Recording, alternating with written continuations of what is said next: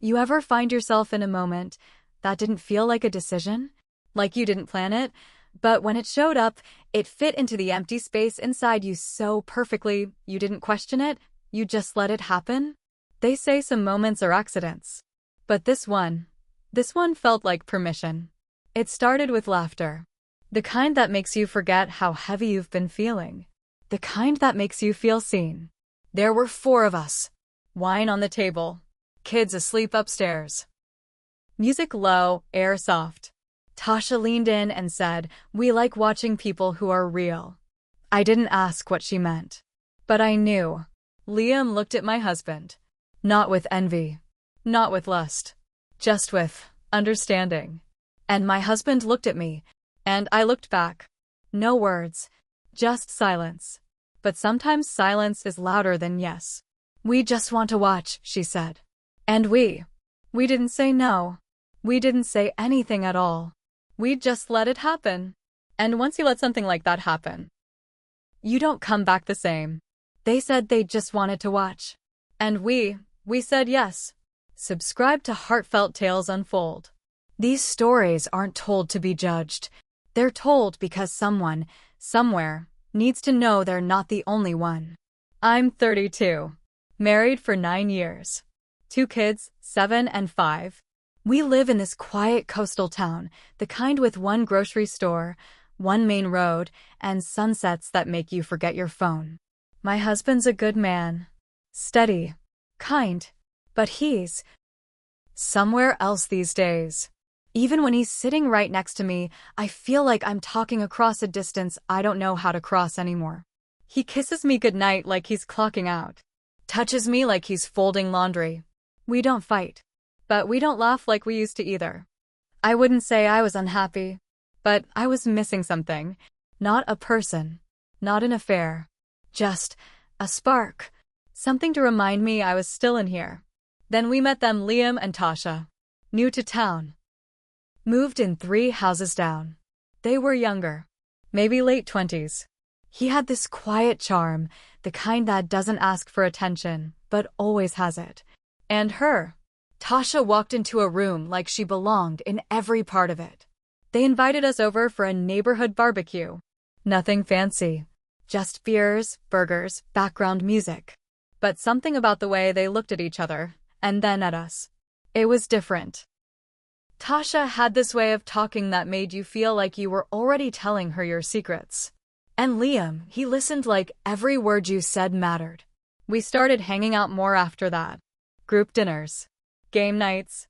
Kids running barefoot in the backyard while the adults poured another glass and leaned into the night. It felt easy. Natural. Like we'd all known each other longer than we had. But underneath it, there was something unspoken. A current. A question no one had asked out loud, but everyone felt in their bones. And me? I wasn't looking for anyone. Just a feeling. A moment that made me feel seen again. I didn't go searching for them. But when they found us, part of me had already been waiting. It was a Saturday night. Game night at their place. Just us 4. Cards on the table. Wine flowing easy. Music low in the background, something old, sultry, slow. The kids were with a sitter. And for once, it felt like we were all just adults again. Tasha poured my glass a little too full. Liam refilled my husband's before he even asked. Their smiles were wide, but their eyes said more than their words ever did. We played something silly, Never Have I Ever. You know, the kind of game that starts innocent, then slips. 1 round in, and the questions got bold. Never have I ever skinny dipped. Never have I ever kissed someone of the same sex. Never have I ever watched another couple. There was a pause. That kind of silence that tastes heavy. Liam smirked. Tasha raised her glass, eyes fixed on me. Then she said it light, like a feather. We just like watching people who are real. It's freeing. I laughed. So did my husband. But it wasn't a full laugh. It was the kind you give when you're not sure if you're in on the joke, or part of it. She didn't blink. She just kept sipping her wine, gaze soft, but locked. Liam chuckled and added, "We're just curious. People are fascinating when they forget they're being seen. My husband made some joke about reality shows, something to lighten the mood. And Tasha smiled, nodded. But that wasn't what she meant. We all knew that. The energy shifted after that. Still laughter. Still conversation. But everything felt tuned higher. The space between us smaller. The glances lasted a beat too long. A hand brushed mine when passing a bowl. A knee touched under the table and didn't move. My skin was warm, but not from the wine. And when we said our goodbyes at the door, Tasha hugged me, longer than usual. Her cheek close to mine, lips just near my ear. And she whispered, so soft I almost thought I imagined it, real as rare. We walked home in silence. My husband said nothing, neither did I. But the quiet. It wasn't empty. They laughed, but something lingered in their eyes. Like they weren't joking. And deep down I knew. Neither were we. After that night, everything in my house looked the same. But nothing felt the same. I'd fold the laundry, cook dinner, help with homework. But my mind kept slipping to that moment Tasha whispered in my ear. To the way Liam looked at me like I was something he'd already unwrapped in his head. And I hated it. I hated how it made me feel alive. At night, I'd lie in bed beside my husband. His back to me. Breath slow, steady, somewhere else. I stared at the ceiling. Heart full of things I couldn't say. I started replaying things in my mind. The compliments. The glances. The warmth of a hand brushing mine under the table. And I told myself, it's just fantasy. Just a game. I'm not doing anything. Yet. But the yet got louder every time I looked in the mirror. One night, I stayed up late. Everyone asleep. House quiet. I went into the bathroom, stood in front of the mirror. And I saw her. This woman who hadn't felt wanted in years. This woman who missed being looked at. I let the robe fall. Not for anyone else to see. Just me. But my mind wasn't quiet. It was playing scenes.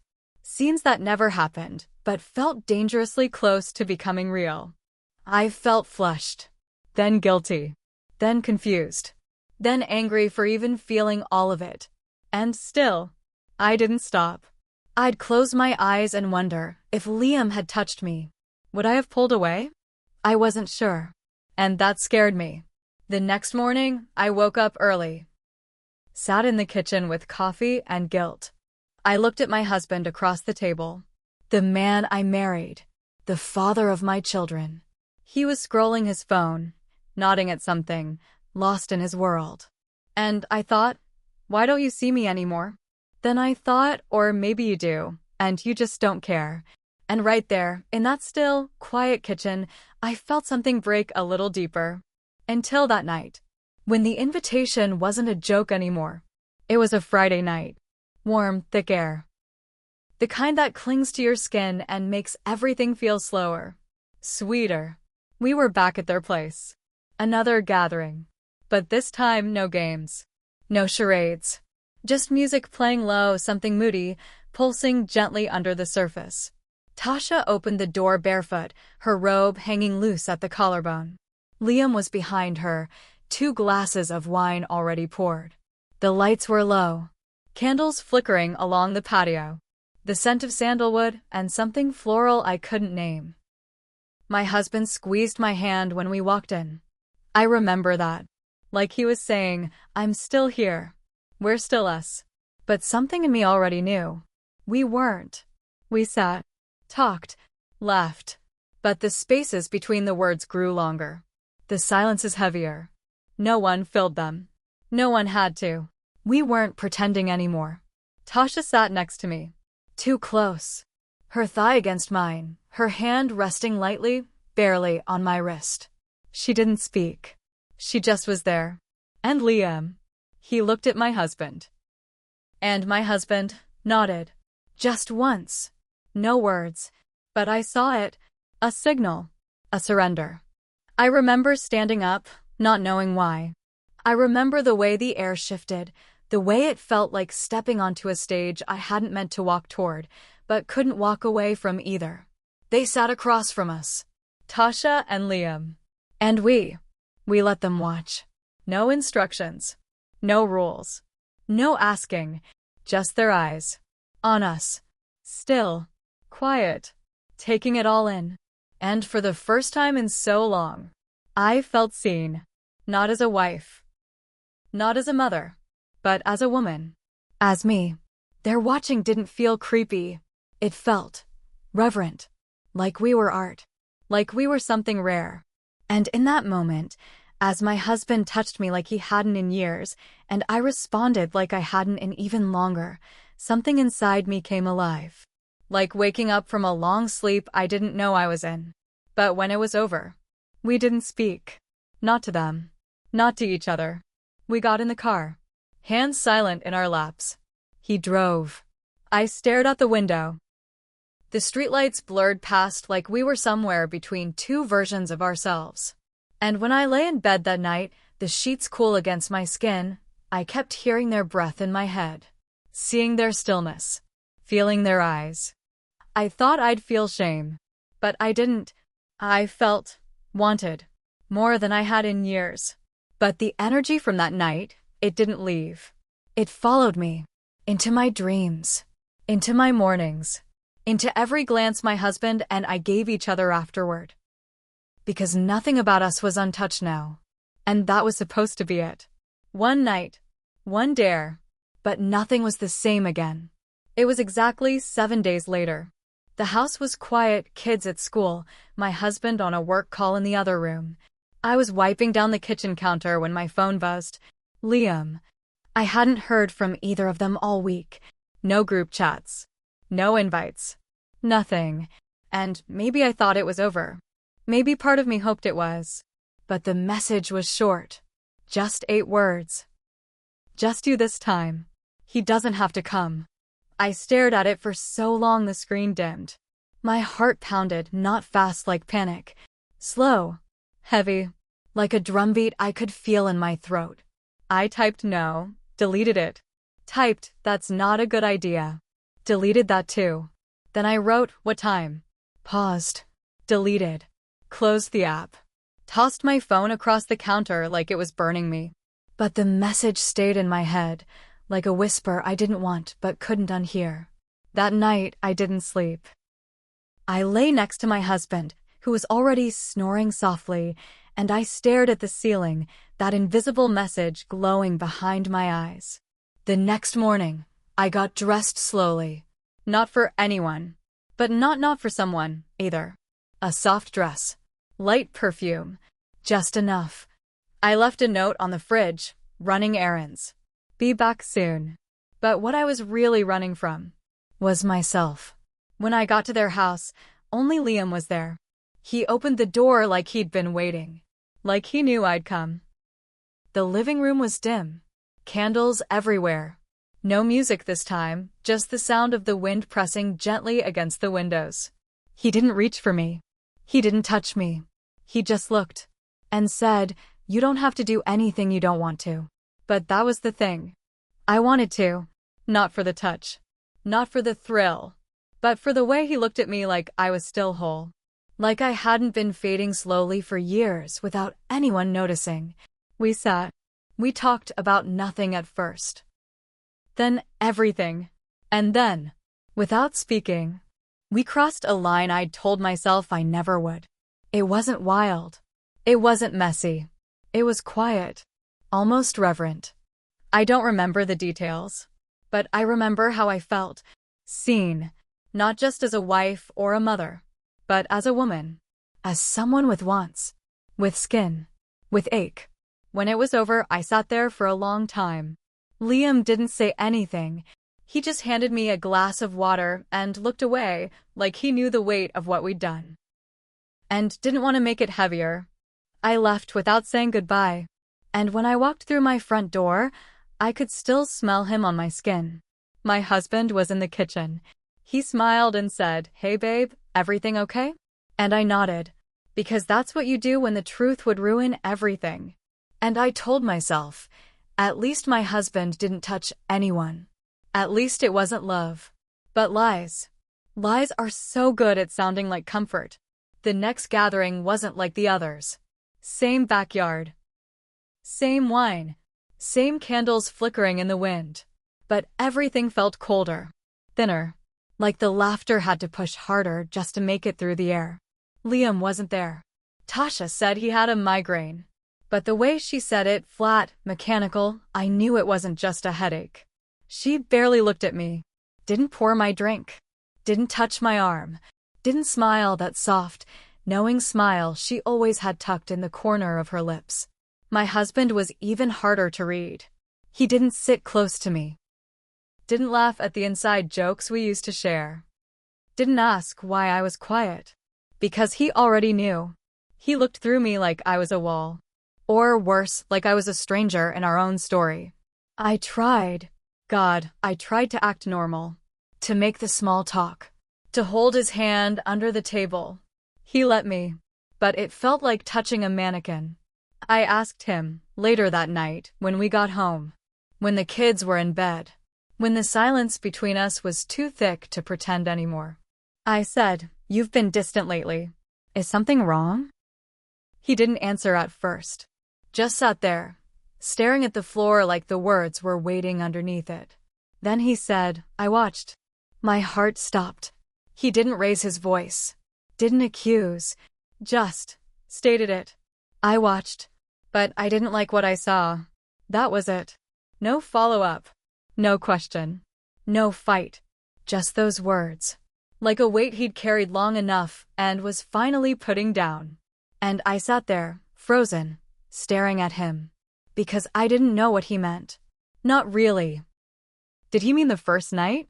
The one where they watched, and we pretended it meant nothing? Or did he mean after? Had he seen the message? Had he followed me?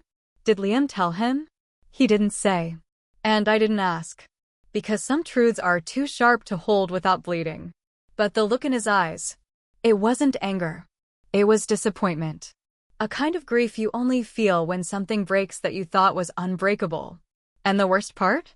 I didn't regret what I did. I regretted what it exposed. I talk to myself in the mirror now. Not out loud. Just with my eyes. Like if I look long enough, maybe I'll find the version of me that existed before all this. Before Liam. Before Tasha. Before the silence between me and the man I still share a bed with. Most mornings I just stand there. Toothbrush in hand. Face washed clean. But nothing really feels clean anymore. And I ask myself, did I do it to feel loved? Or just to feel anything?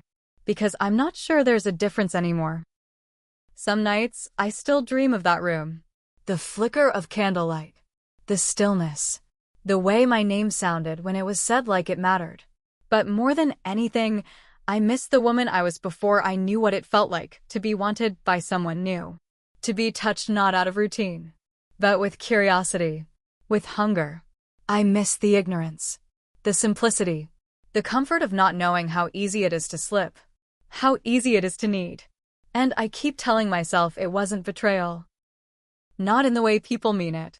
It wasn't betrayal, I whisper. It was erosion. Slow, silent. Because it didn't happen in a flash. It happened in pauses, in what was missing, in words unsaid, in nights we rolled away from each other instead of closer. I didn't cheat with my body first. I cheated with my hunger, with my longing, with that ache that lives under the skin when you go years feeling invisible, feeling unkissed, untouched, unchosen. People think affairs begin with someone crossing a line. But I think they begin with someone being left behind. And no one turns to fire out of nowhere. They spark, then smoke, then flicker in corners until the room is already burning, and it's too late to put it out. That's what this was. Not lust, not rebellion. Just a quiet kind of starving, and a hand that finally held the match. Let me ask you something. Have you ever wanted something, not because it was right? Not because it made sense, but because you were tired. Tired of being the strong one, the quiet one, the one who waits, who gives, who fades. Tired of feeling like furniture in your own life. Useful. Familiar. Overlooked. Have you ever wanted something just to feel like you again? Even if just for a moment? I'm not here to defend what I did. I'm not proud of it. But I'm not lying to myself either. I know what it feels like to crave warmth so badly, you mistake the fire for comfort. So tell me, have you ever reached for something you knew could burn you, just to feel something move under your skin again? Drop your truths in the comments. Even if they're messy. Even if they're hard. This is a space for stories too heavy to carry alone. If this one echoed something in you, subscribe to Heartfelt Tales Unfold. Because the next one, it might whisper the part of your story you've never told out loud. Some affairs don't start with passion. They start with silence. The kind that creeps in slowly. The kind that wraps around your marriage like fog, soft but blinding. They start with needs you stopped speaking about. With glances you learn to ignore. With nights where you turn out the light and pretend that emptiness is normal. Sometimes, they start with people who say, "We just want to watch." But watching turns to wanting. And wanting always wants more. That's what happened. They watched. We let them. And somewhere in that strange, quiet theater of bodies and glances and unspoken permission, we lost something. Something sacred. Something soft. Something we didn't realize was holding us together until it was gone. They wanted to watch. We let them. And somewhere in the watching, we lost ourselves.